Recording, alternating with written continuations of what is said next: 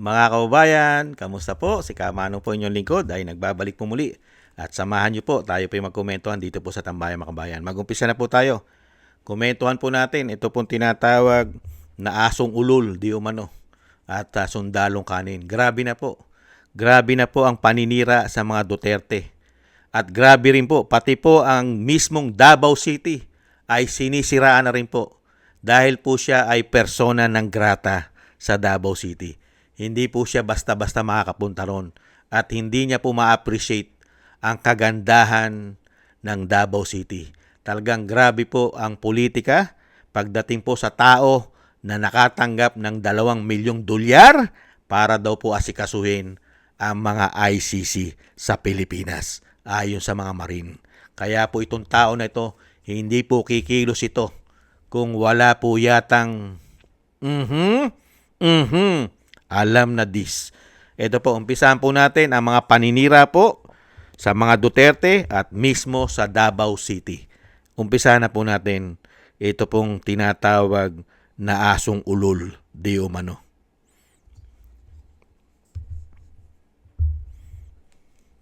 If you pay $30 at a restaurant, safest city in the world ni Duterte yung Davao. Davao. So it's fake news. Of course, kahit yung pag tinignan mo, sa top 1,000 safest cities, hindi papasok yun eh. Dito sa Pilipinas, yun ang most dangerous. Safest city in the world ni Duterte yung Davao. Davao. So it's fake news. Of course, kahit yung pag tinignan mo, sa top 1,000 safest cities, hindi papasok yun eh. Dito sa Pilipinas, yun ang most dangerous. Safest city in the world Nakita ni niyo Duterte po? yung Davao. Davao.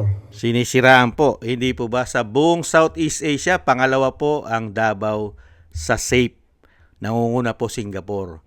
Ganon din po sa buong Pilipinas, pangalawa rin po ang Davao City sa pagiging safe na syudad. Pero pagdating po dito sa tinatawag po di umano na asong ulol, ay hindi po siya naniniwala, mga kababayan. Dahil nga po, hindi siya pwedeng pumunta doon. At ang tanong, ang Caloocan po ba ay nasama sa top 10 man lang? At ang Antipolo, kung saan siya may bahay, nasama po ba? Hindi. Ang Malacanang po ba, ang Maynila, nasama po ba sa pinaka-safe? Hindi rin. Hindi rin nasama. Kahit kung saan po nahandon ang Malacanang, sa Pasig, hindi rin po nasamang safe. Lalong-lalo po, mismo sa bayan ng Pangulo, sa Ilocos Norte, hindi rin po nasama sa top 10 na safe sa buong Pilipinas. Mga kababayan, diyan ka magtataka. Ito pa po mga kababayan. Sunod po natin ito.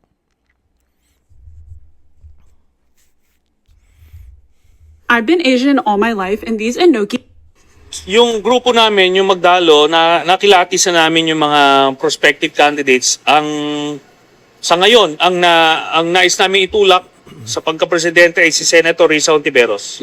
So nasa sa kanya yung kwalifikasyon at talagang tumitindig, lumalaban. Kumaga paglalabang ka ni Senator Risa.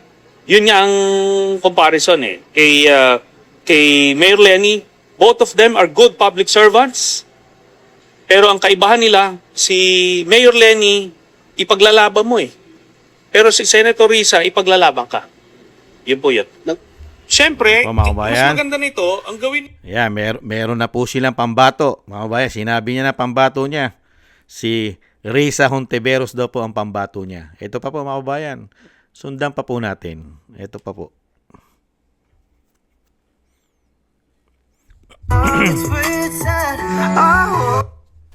May tama pa sa utak.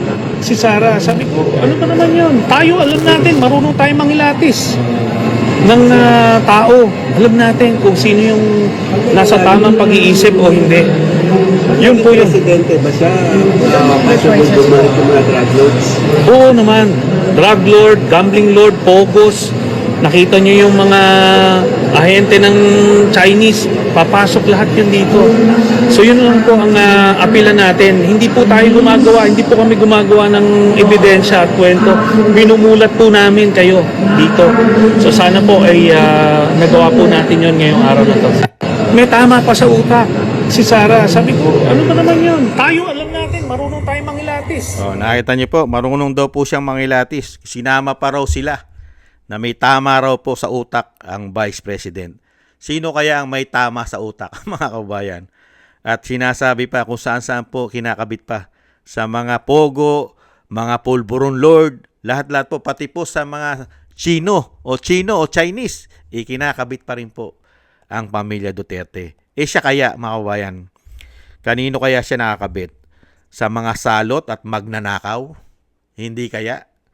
Dahil tumatanggap din siya pre-delivery sa bahay niya sa Antipolo. Mga kababayan, pre-delivery, maleta.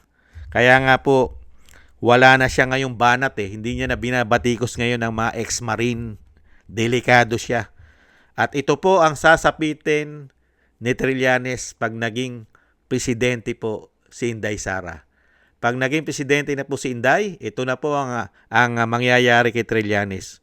Dahil si Inday Sara, mga kababayan, ay yan po ay hindi po yan papayag na walang managot. Lalo-lalo po yung mga nasira na ulo dahil po sa pera at kapangyarihan. Dahil hindi na po manalo. Kahit nga mayor ng Caloocan, talo. Hindi na manalo. Kaya po nagpupumilit. Nasira na po yata ang ulo dahil po sa politika at sa pera. Ito po mga kababayan ang aabuti niya. Kumakalat po ito sa social media, mga kababayan. Grabe, ang galing talaga ng...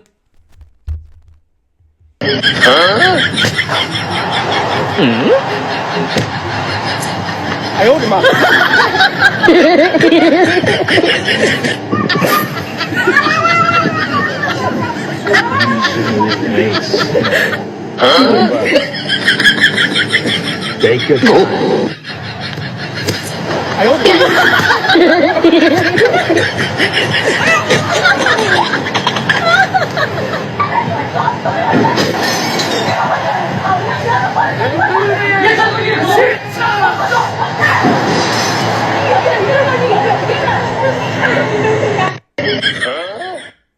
Yan, nakita niyo mga tambay.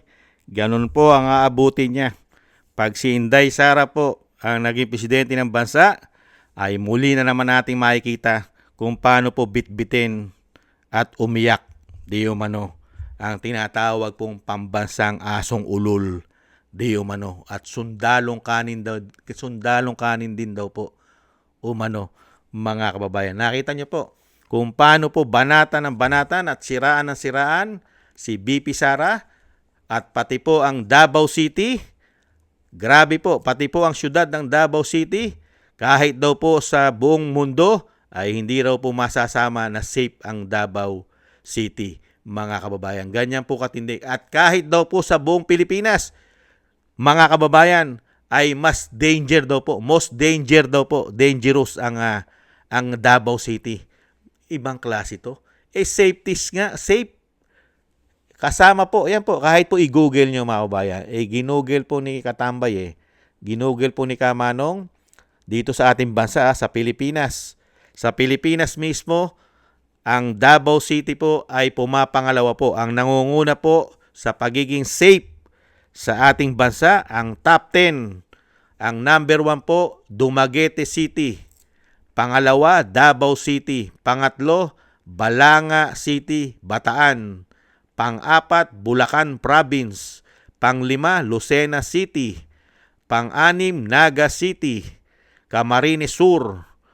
Number 7 o ikapito, Baguio City. Ikawalo, Puerto Princesa, Palawan. Ikasyam, Legazpi City, Albay. Pang-sampo, Makati City at Las Piñas. Hindi man lang po nasama ang Quezon City. Hindi rin po nasama sa top 10 ng Manila. Mga kababayan, ang Pasig, na kung saan po nahandun yata ang Malacanang sa Pasig at Manila, hindi nasama sa pagiging safe sa buong bansa. Lalong-lalo po ang Norte.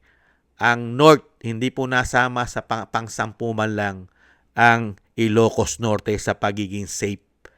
At ganun din po ang nagsasalita na hindi raw po dapat paniwalaan na safe sa Davao City, samantalang yung kanyang syudad kung saan siya tumakbong mayor, ang Caloocan, hindi man lang nasama. Lalong-lalo po ang kanyang residential sa Antipolo. Hindi po ba nakakahiya? Napakahusay pong magsalita ng tao na puro bintang, wala namang ebidensya. Yan po yung sinasabi po natin. Ito pong tao na ito ay mapagkikita mo lang, saan po? Marites, chismoso, mahilig pong magchismis. Ganyan po yung mga chismoso at chismosa. Sanay lang po magchismis, pero wala namang ebidensya. Ganyan po ang trabaho ng pambansang asong ulol di umano, mga kababayan. Maraming salamat po mga kababayan. Yan po, nakita po natin kung anong klase pong tao ang tinatawag na sundalong kanin at pambansang asong ulol di umano. Thank you po sa nagusto po natin tambayan mga kabayan sa YouTube at TikTok at ganoon din po sa ating mga subscribers at sa patuloy po nagko-comment, like, share, and subscribe. Mabuhay po kayo. Shoutout po sa inyong lahat. At ganoon din po sa mga nagbibigay po ng tulong at biyaya. Maraming salamat din po sa iyo. Dito po, shoutout po kila Eric Hersho ng Canada, Tatay Nick ng Canada, Mila Yi, Annie Jo, Jem Aris ng United Arab Emirates, Kingston ng Hong Kong, Jake Yahut ng California, USA, Gina Ray ng Berlin, Germany, Julieta Silona ng Sydney, Australia, Baby Roman, Ate Isa ng Cagayan, si Annie Jo, ako si Pilam, at si Gay at Shena, Balance Vision TV at Jesus Valdepena. Maraming salamat po sa inyo at tiis-tiis lang po mga kabayan at ingat-ingat po kayo lalo-lalo po sa inyo po mga paggawa. Muli po, paalam, bye-bye.